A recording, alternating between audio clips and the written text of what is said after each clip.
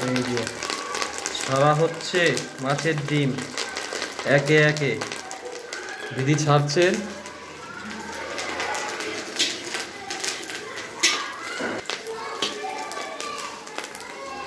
ভাজা হচ্ছে মাছের ডিম সুন্দর করে।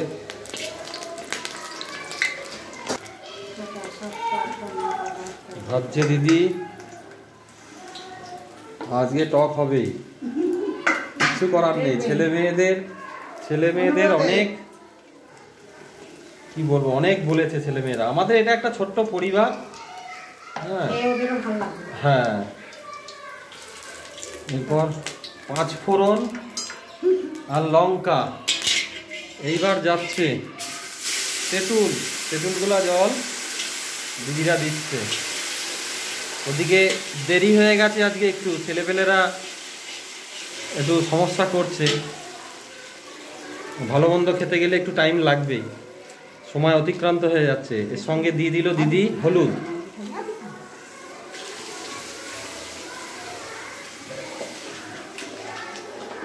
আর কি যাবে দিদি? আচ্ছা, লবণ যাবে, লবণ যাচ্ছে।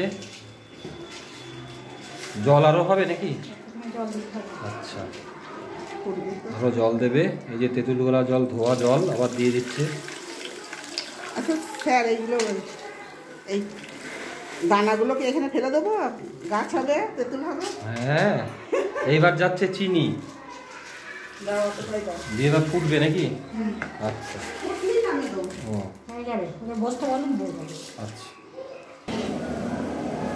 এবার দিয়ে দেওয়া হলো। এর মধ্যে ওরা মাছ খেতে চাইছে, কিন্তু মাছ খাওয়ানো সম্ভব নয়, একটু ভয়ের ব্যাপার। তাই জন্য আজকে এই মাছের ডিম আনা করিয়েছি, আর এই দিয়েই হবে আজকে টক, মাছের ডিমের টক। অবশ্যই একটু টেস্ট করব, দেখবো কেমন হয়েছে। হোক আগে। মাছের ডিমের টক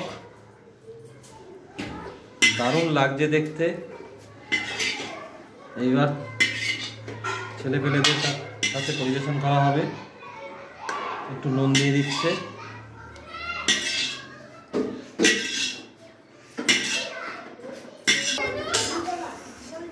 অবশেষে আমার হাতে চলে আসলো মাছের ডিমের টক।